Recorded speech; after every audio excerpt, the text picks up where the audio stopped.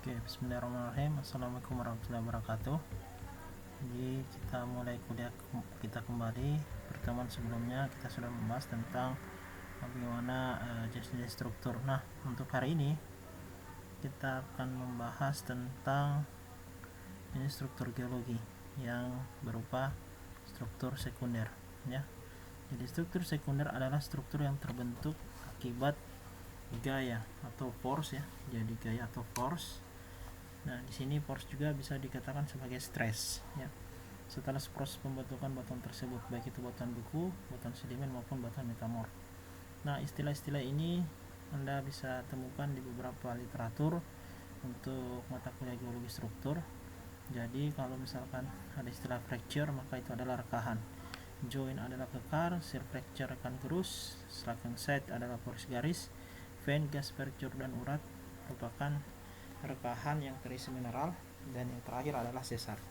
Nah, berikutnya ada struktur sekunder berupa fold, perlipatan, cleavage itu belahan, foliasi, dan lineasi. Ini terkait dengan pada batuan metamorf. Nah, istilah itu ada muncul namanya brittle, ya, brittle dan ductile. Nah, seperti apa nanti Anda akan lebih banyak membahasnya di mekanika batuan, ya. Jadi brittle itu sifatnya getas. Getas itu artinya mudah rapuh, mudah pecah, dan seterusnya. Sedangkan ductile dia bisa mengakomodasi yang namanya stress. Nah, ketika stress menyentuh batuan tersebut, maka bisa jadi batuan tersebut tidak patah, tapi dia akan mengalir atau sifatnya lunak atau melipat, ya. Seperti itu ductile. Nah, ini adalah struktur-struktur primer yang ditemukan beberapa tempat. Nah, kalau ini adalah lapa bantal. Nah, lapa bantal ini kebanyakannya bersifat basaltik, ya. Jadi batuan ini bersifat basaltik dan terdapat di Karangsambung. Tempo hari kami pemetaan di sini di mana namanya Karangsambung karena ini kali muncar, ya.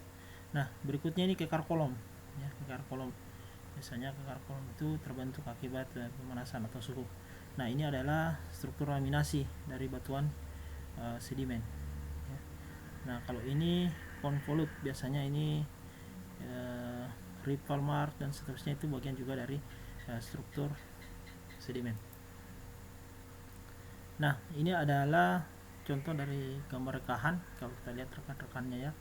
Jadi kalau ada rekahan gerus begini, biasanya yang berpasangan namanya shear fracture, ya. Nah, ingat dalam pengambilan foto usahakan fotonya tidak menutupi gambar besarnya, jadi dia di pinggir. Baik. Nah, ini adalah contoh pegunungan fracture. Jadi pegunungan fracture itu salah satu indikasinya bisa dilihat dari banyaknya rekan-rekan di daerah tersebut. Nah, ini contoh dari pegunungan fracture. Jadi gunung ini ada rekahannya, ya. Jadi menandakan daerah-daerah ini memiliki struktur yang sangat aktif. Baik. Nah, kita lanjut jadi bidang perlapisan pada batuan sedimen. Nah, struktur sedimen adalah yang namanya graded bedding, ya, cross bedding, ripple mark, dan current ripple pada batu pasir. Nah, ini biasanya kalau kalian biasa lihat banyak terjadi di batuan pasir. Ini struktur khas dari batuan sedimen terkhusus batuan pasir. Nah, berikutnya ada nama kekar kolom, artinya join, kopi, dan vesikuler, rumah gas pada lapa. Nah, semua ini merupakan struktur primer, ya. Jadi struktur yang terbentuk pada saat batuannya atau bersama dengan batuannya terbentuk. Catatan, struktur primer adalah batuan sedimen akan mengikuti hukum dasar sedimentologi. Nah, untuk sedimentologi namanya nanti hukum steno. Ada istilah superposisi, ya, superposisi, bahwa urutan batuan itu dari tua ke muda. Berikutnya ada horizontal, original horizontality, bahwa batuan itu akan dinamakan secara horizontal. Dan yang kemudian ada namanya lateral continuity. Lateral continuity maksudnya dia akan terhampar, ya, terhampar secara horizontal, lateral. Jadi dia akan mengikuti, ya, mengikuti sedimentasi itu secara lateral atau lurus, ya. Jadi tidak, kalau ada cekungan maka dia akan bengkok atau di tempat-tempat yang berbelok-belok, tapi intinya bahwa dia secara lateral atau horizontal. Nah, kita lihat ada di sini bidang perlapisan. Jadi batuan itu kalau diendapkan akan membentuk namanya bidang perlapisan. Nah, ini perlapisan dari batuan-batuan. Nah, kalau kita lihat, jadi ada perlapisan yang tipis, ada yang tebal. Nah, itu berdasarkan waktu sedimentasinya ya. Jadi ciri dari perlapisan itu akan menunjukkan dari waktu sedimentasinya. Oke, ini salah satu struktur ya struktur sekunder terjadi di batuan batuan gaping ya. Jadi ini adalah struktur lipatan anticline. Nah, kalau foto ini saya kira Anda kenal ya siapa orangnya. Ini dosen Anda, Polisi Pulasari, seterusnya. Nah, baik. Kemudian ada struktur foliasi atau perlipatan. Ya, foliasi ini kita biasa temukan namanya micropore. Ini lipatan-lipatan kecil namanya micropore. Ya. Jadi ingat saja satu kata kunci untuk foliasi adalah pensejajaran mineral. Jadi mineral itu akan mengikuti batuan-batuan ketika tekanan suhu, maka dia mineralnya akan sejajar. Kalau ini foliasi yang terjadi pada batuan filit itu ada di daerah perbatasan di sana, Muara sama Turu ya, Induha, saya lupa batasnya. Tetapi ini kalau kita lihat dia membentuk struktur lipatan ya, struktur lipatan. Nah, kalau kita lihat ini ya ada kita kembali dulu. Di sini ada vein urat ya. Jadi kalau kita lihat bahwa ini struktur foliasinya ya terbentuk saat terjadinya metamorfisme, sedangkan ini setelahnya ya. Jadi urat-uratnya ini akan mengikuti rekan-rekan yang setelah dibentuk dari batuan metamorfis. Baik, nah untuk batuan beku sendiri ada istilah layar intrusi ya. Layar intrusi itu terdapat di batuan beku, khususnya ini gambar adalah batuan yang ada di ultramafic ya. Biasanya batuan Habsburgit. Nah, kalau kita lihat ini terbentuk struktur namanya layar-layar intrusi. Nah, biasanya yang hitam-hitam ini namanya kromit ya. Nanti kalian bisa lebih paham ketika sudah mempelajari genesa bahan galian apa itu endapan kromit. Ini juga batuan perlapisan pada batuan ultramafic. Kalau kita lihat di sini membentuk bidang ya. Nah, kalau kalian lihat ini bidang perlapisan, tetapi dalam batuan beku itu bukan bidang perlapisan. Ingat, itu sebagai layar intrusi. Nah, berkaitan dengan batuan metamorf, maka dia namanya foliasi. Bidang perlapisan ditambah rekahan. Nah, kalau kita lihat ya, ini bidang perlapisannya, kemudian terjadi rekahan. Nah, pertanyaannya ya, Anda bisa jadikan ini sebagai bahan tugas. Apakah ini adalah rekahan dulu terbentuk atau bidang perlapisan, atau sebaliknya ya. Jadi coba Anda buat argumentasi. Kalau misalkan kemungkinan pertama, apakah terbentuk dulu bidang perlapisan atau rekahan dulu baru bidang perlapisan? Silakan dijawab. Anda kumpulkan tugasnya di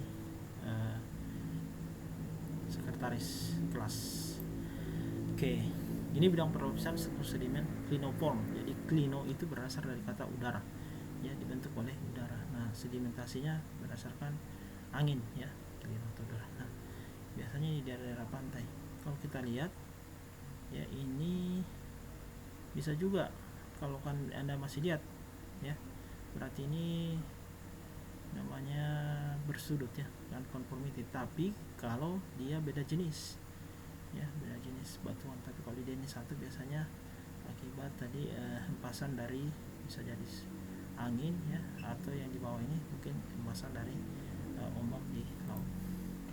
Nah, ini adalah batu-batu yang terdapat di air Hanggada atau sekitarnya. Saya kemarin penelitiannya. Nah, terlihat bahwa di sini ada struktur lipatan. Nah, ini namanya micropore ya, micropore di batuan metamorf atau yang ini ya, lipatan. Jadi kalian mungkin suatu saat setelah tidak corona kita bisa ke sana untuk melihat batu-batuan jadi seperti ini.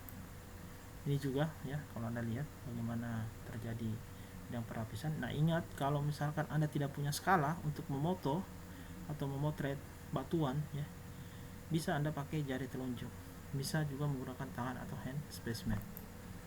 Nah, ini adalah namanya batuan xenolit ya, xenolit. Jadi batuan yang ada di dalam batuan lainnya. Nah, ini kemarin pada saat ekskursi kita di daerah Mongolo ya, daerah air panas, di sana di pinggir sungai terbentuk ini. Nah, bisa dilihat bahwa ini adalah batuan kuarsit ya, kebanyakan di sana batuan kuarsit. Nah, ini batuan filit ya, batuan filit condong ke condong ke batuan skis ya, karena sudah ada tentara persediaan mineralnya. Nah, kalau ditanya ini adalah xenolit. Tapi kalau ada kristal masuk di dalam kristal lagi, namanya xenokris. Ingat ya, jadi istilah-istilah itu yang Anda harus familiar untuk mendapatkan materinya. Nah, ini ya rekan-rekan yang namanya kekar gerus, namanya serpecture. Serpecture itu kekar yang berpasangan ya, jadi dia berpasangan. Ini kemarin ya sudah kuisnya. Oke, ini kuisnya, silakan Anda nanti kumpulkan, sudah ya, jadi nanti terkumpulkan di meja saya. Oke, terima kasih banyak pertemuan hari ini untuk materi lanjutan dari pertemuan sebelumnya. Sekian, assalamualaikum warahmatullahi wabarakatuh.